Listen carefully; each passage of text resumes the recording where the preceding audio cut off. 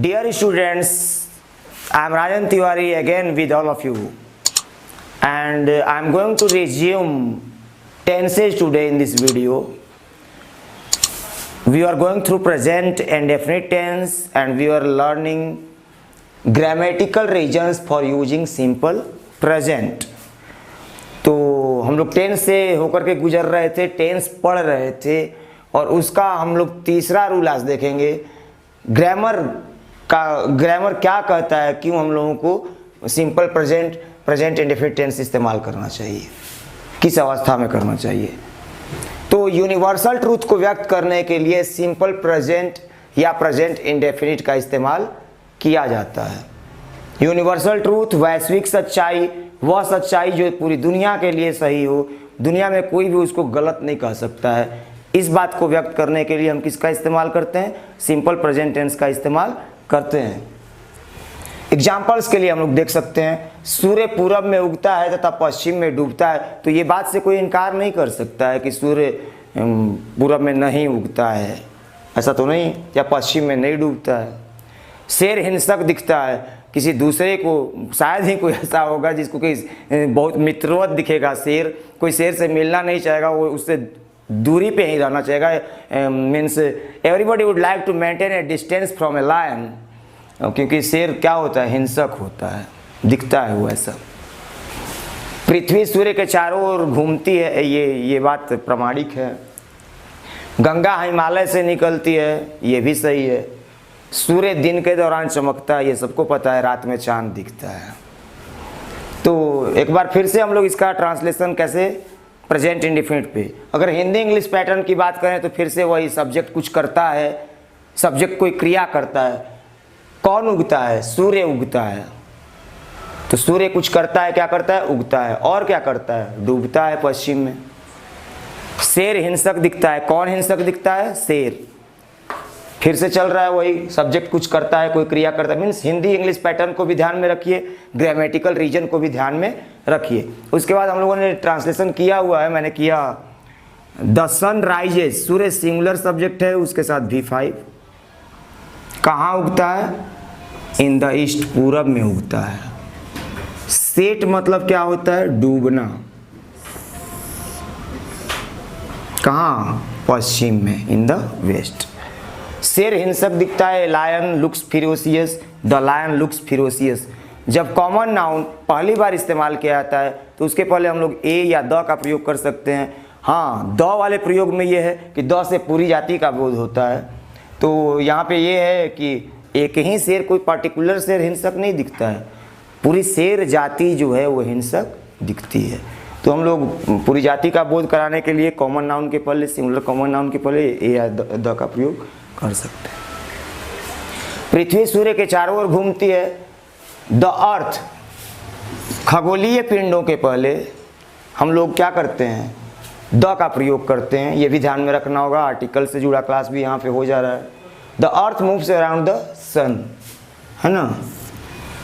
तो सूर्य भी एक खगोलीय पिंड है, अर्थ भी, और इन सब के पहले क्या हुआ? द का प्रयोग हुआ। अर्थ सिंगुलर है, V5 यहाँ पे भी यूज हुआ। लायन सिंगुलर था, V5 यहाँ पे भी यूज हुआ। गंगेज, गंगा हिमालय से निकलती है। यहाँ स्प्रिंग से आया निकलना के लिए, स्प्रिंग अपने बाद फ्रॉम प्रीपोजिशन लेगा, कहाँ? हिमालयाज से। पर्वतीय श्रृंखलाओं के नाम के पहले भी द का प्रयोग होता है। एक पहाड़ की चोटी के पहले द का प्रयोग नहीं होता है। द एवरेस्ट नहीं बोल सकते, द कंचनजंगा नहीं बोल सकते, लेकिन द हिमालयान बोल सकते हैं, द हिमालयाज बोल सकते हैं। सूर्य दिन के दौरान चमकता है, या यहाँ पे हम सेंस दिन में का भी ले सकते हैं, लेकिन अब इन क्यों नहीं आया, इसके लिए आपको प्रीपोजिशन से जुड़ा वीडियो देखना होगा। ड्यूरिंग क्यों आया, ये सब मैं आप लोगों को प्रीपोजिशन वाले वीडियो में बता रहा हूँ। आप लोगों के सामने प्रीपोजिशंस की वीडियोज का श्रृंखला जा रहा है, टेंसेस से जुड़ा जा रहा है, और कॉम्पिटिटिव लेवल के वीडियोज़ जा रहे हैं। आप लोग बारी बारी से वीडियोज़ देखें, चैनल को सब्सक्राइब करें और ये सारी चीज़ें सीखने का प्रयास करें। इसके बाद हम लोग ग्रामेटिकल रीजन्स देखे हैं, और भी कुछ ग्रामेटिकल रीजन्स हो सकते हैं, लेकिन जो इंपॉर्टेंट ग्रामेटिकल रीजन्स है वो मैंने आप लोगों को बताया है इन वीडियोज़ के माध्यम से कि कैसे सिंपल प्रेजेंट को यूज करते हैं। उसके बाद हम लोग ये देखें कैसे निगेटिव और इंट्रोगेटिव सेंटेंसेज प्रेजेंट इंडेफिनिट में बनाए जाते हैं। तो निगेटिव के लिए स्ट्रक्चर होता है subject, do, does, not, V1, object या कॉम्प्लीमेंट। सब्जेक्ट क्या है, ऑब्जेक्ट क्या है, ये सारी चीज़ें मैं आप लोगों को बता चुका हूँ दूसरे वीडियोज़ में। तो यहाँ पे एक समस्या खत्म होती है हम लोगों की, क्या?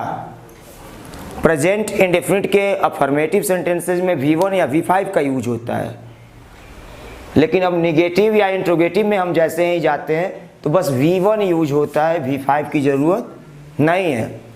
लेकिन एक नई सीखने की चीज़ यहाँ पे आ जाती है, या एक नई वो कहिए सीखने वालों के लिए, स्टूडेंट्स के लिए कभी कभी कोई चीज़ें टेंशन प्रॉब्लम का कारण भी बनती है। अब यहाँ पे क्या सीखना है?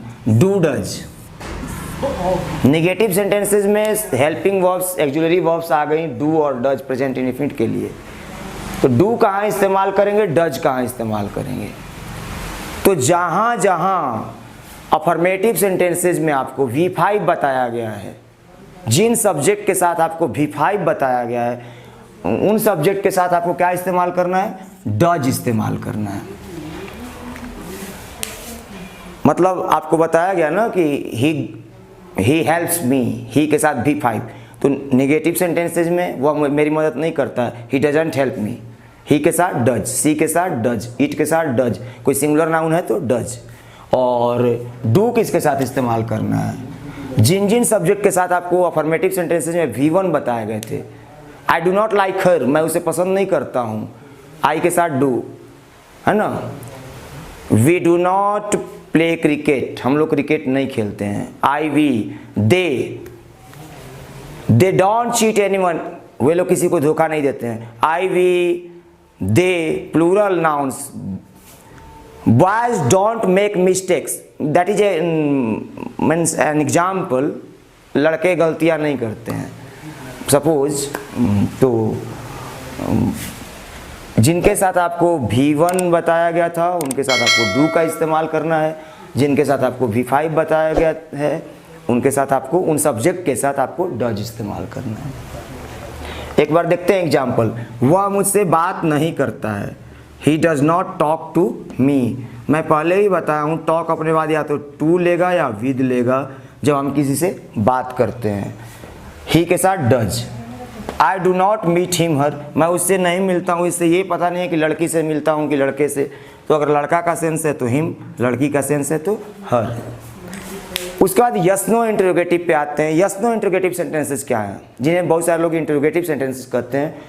तो इंटरोगेटिव सेंटेंसेस दो पार्ट में होते हैं, एक यस नो होता है, एक WH। WH पे मैं थोड़ी देर के बाद आ रहा हूँ, अभी यस नो पे। यस नो इंटरोगेटिव क्या है? यस नो इंटरोगेटिव सेंटेंसेस का मतलब है कि वो सवाल जिनका जवाब ज़्यादातर हाँ या ना में होता है। क्या वो यहाँ रहता है? हाँ रहता है, नहीं नहीं रहता है। क्या आप कल मुझसे मिलेंगे? हाँ मिलूंगा, नहीं मिलूंगा। क्या तुम यह कर सकते हो? Can you do it? हाँ कर सकता हूँ, नहीं कर सकता।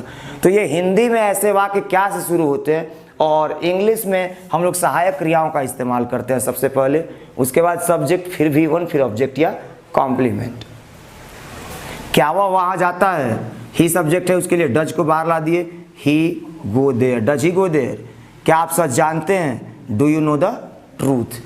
मतलब V1 V5 के यूजेज पहले आपने समझे हैं। अब नेगेटिव इंटरोगेटिव के लिए आपको कमांड किस पे करना है? डू डज पे करना है। और इन चीज़ों पे कमांड ना होने से 9th हो 10th हो, कभी कोई कंपटीशन देने जाते हो, वहाँ भी V1 V5 ही नहीं समझ पाते हैं लोग कि वहाँ लगाना है कि वहाँ लगाना है, क्या एरर है वगैरह, और उसी में मिस्टेक करके चले आते हैं। तो प्रेजेंट इंडेफिनिट टेंस को जानने का मतलब है कि अफर्मेटिव सेंटेंसेस में V1 कहाँ लगेगा, V5 कहाँ लगेगा, और नेगेटिव और इंटरोगेटिव सेंटेंसेस में डू डज का प्रयोग कहाँ होगा। इन सब चीज़ों पे हम लोगों को कमांड करना होता है।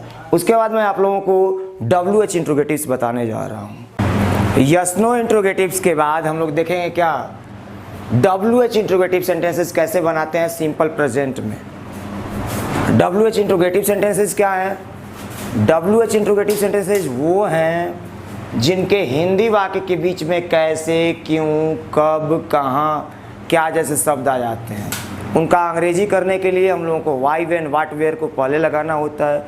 मतलब जो क्यों, कहाँ, कैसे जैसे शब्द हैं उनकी अंग्रेजी पहले रखनी होती है। बाकी हम लोगों को वही यस नो इंट्रोगेटिव वाला पैटर्न फॉलो करना होता है। आप लोग एग्जाम्पल से समझिए। वह कैसे ऐसा करता है? तो अगर हाउ को मैं हाइड कर दूं, डज ही डू सो, क्या वह ऐसा करता है, लेकिन वह कैसे करता है तो कैसे की अंग्रेजी पहले लगा दिए, how does he do so, वह कैसे ऐसा करता है, डू सो ऐसा करना।